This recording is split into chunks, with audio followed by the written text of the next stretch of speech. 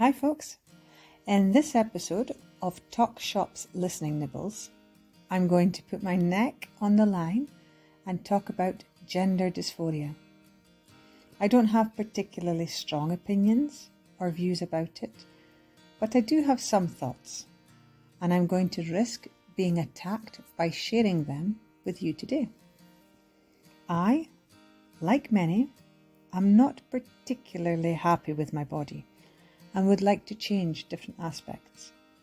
However, I can't imagine making changes that would or could affect my health in a detrimental way.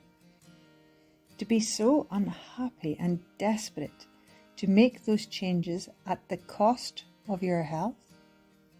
I'd like to understand why a growing number of people feel compelled to do so. When I think about gender, I automatically think pink and blue, cars, dolls, dresses, trousers, toolkits or play kitchens. I ask myself, why is it that all these material things come to mind when I think of girls and boys? When I picture boys in my head, I have visions of them wrestling, playing football, doing stunts on skateboards or bikes, throwing stones at a target or playing video games.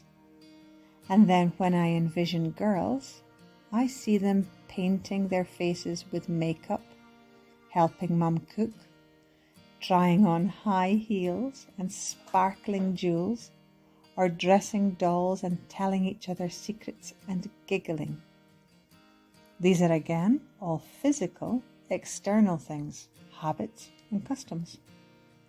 These are the stereotypes we have assigned to boys and girls in our society. The problem is that not all boys and girls fit into these stereotypes. I can remember as a child wanting to climb the trees with my brothers, or go fishing with the boys, take karate lessons, and get cars and guns from Santa. I wanted to run as fast as I could in speedy trainers in the playground, instead of being slowed down by my buckled shoes and skirt. I have known many boys who wanted to do ballet, dress Barbies and play with all the little accessories, put on the beautiful princess dress from the dress-up box in primary school, or paint their nails with pretty sparkling nail polish. Some do, but it's normally out of sight of the other boys to avoid ridicule or teasing. I was drawn to both girls and boys things, and growing up in a large family had plenty access to both.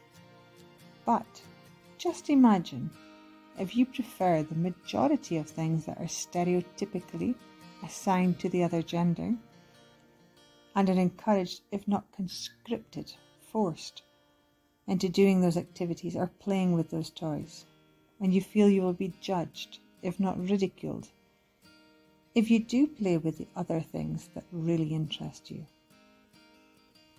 It might be that you feel left out of spending time with certain people because the activities that they do are assigned to girls or boys. For example, the boys go fishing with dad, while the girls go shopping with mum. I can imagine that you would begin to resent the gender that you have been assigned, and begin imagining what life would be like if you belonged to the other one.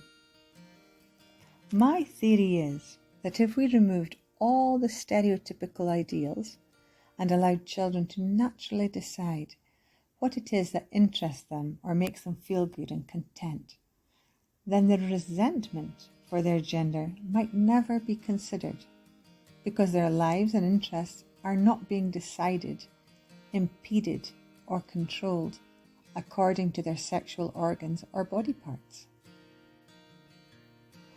It's a biological fact that we are born male or female. We have different hormones, chromosomes and body parts. If you dig up a human body 100 years from now and there are only bones left, you will still immediately identify the sex of that person just from their skeleton. Trying to deny this is like saying the earth is flat. It triggers a reaction because it's an easy argument to win, but it's a reaction and therefore gets attention, even if it's a negative and ugly interaction. Society in the Western world is changing, and many modern thinking parents are dismantling these stereotypes. They don't automatically pierce their girls' ears and wrap them in frilly pink blankets, or buy a blue teddy bear for a boy and dress him in a Real Madrid football shirt. In schools, engineering and airline pilots are no longer assumed boys' careers, or secretaries and primary school teachers, roles that only attract girls. We are also teaching our children that you don't need to be a girl to feel sexually attracted to a boy, or be a boy to be attracted to a girl. Your sexuality has nothing to do with your gender. This is something we can all agree on, I'm sure. However, there are certain roles that are naturally more physically suited to a female or a male. For example, to be a firefighter, you must be physically strong, fast, and fearless. Men are naturally more predisposed that way. That doesn't mean that girls can't be firefighters. There are some girls who are every bit as strong, if not stronger, than some men, and they should, of course, be eligible to do this job. But the test they pass in order to qualify, in my opinion, should be the same as that of a man's. Gender shouldn't factor into this. If I am at the top of a burning block of flats, I want the fastest and the strongest person to rescue me. Or let's look at the police force, for example. If a woman has been raped, given that men are the perpetrators of 99% of sexualized crime, it makes sense that that woman would want to be interviewed and examined by a female officer. Women usually, not always, have less aggressive tendencies. 80.4% of prisoners convicted of violent crimes are male. Therefore, women naturally make people feel safer and less threatened. That said, it makes no sense to me that women predominantly fill the roles of secretaries and cleaners, while men are dominating the corporate world and politics. There is no reason for this, other than the inequality we have created as a society by stereotyping girls and boys. This year, 369 out of 2,781 billionaires in the world are women.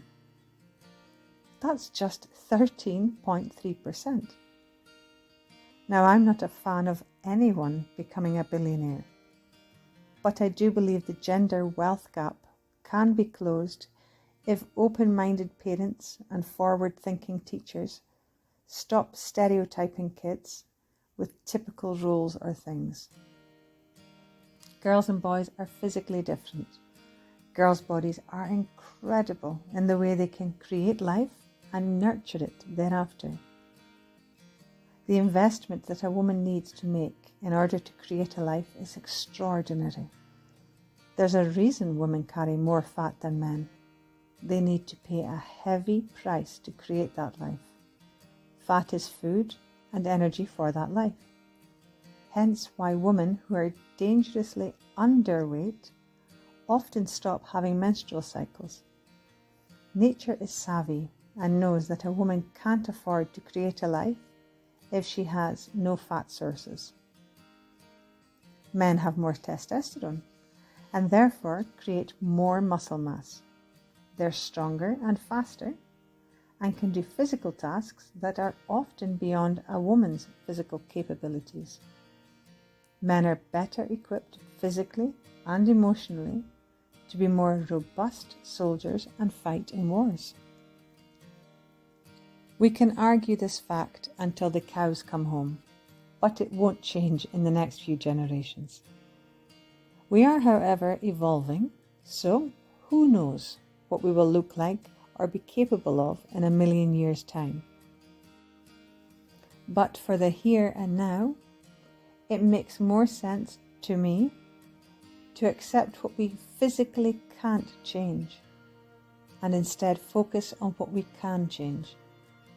Instead of mutilating healthy bodies or giving children drugs that were originally designed to castrate sexually aggressive men, or giving girls harmful hormone treatments to stop their puberty, I feel we should instead be focusing on why that young person is resenting or feeling uncomfortable in the body they have.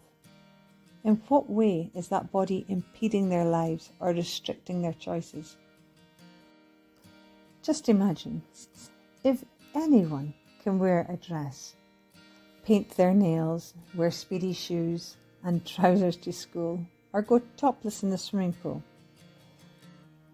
I believe that our gender would be viewed in the same way that we view our lungs, arms, legs, eyesight. We don't consider these body parts and how they affect our everyday life or choices.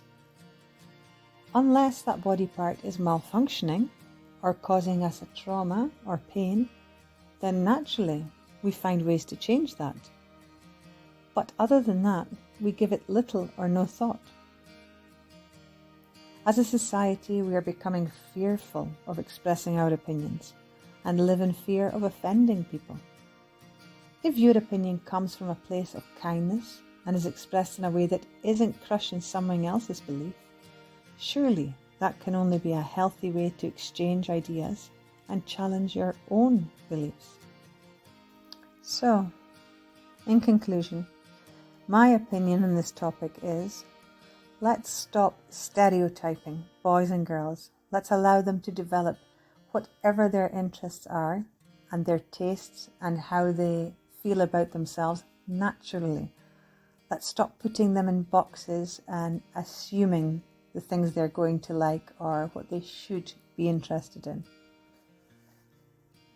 A lack of tolerance, closed minds, stereotyping is something that we can change. However, our gender is not. A healthy body is the greatest instrument we will ever own. We should be using it in every way we can. We shouldn't be afraid of it, and we certainly shouldn't put so much importance into what other people think of it. Anyway, that's it from me today, folks. Thank you so much for listening. And until next time, take care of each other and yourselves. Bye for now.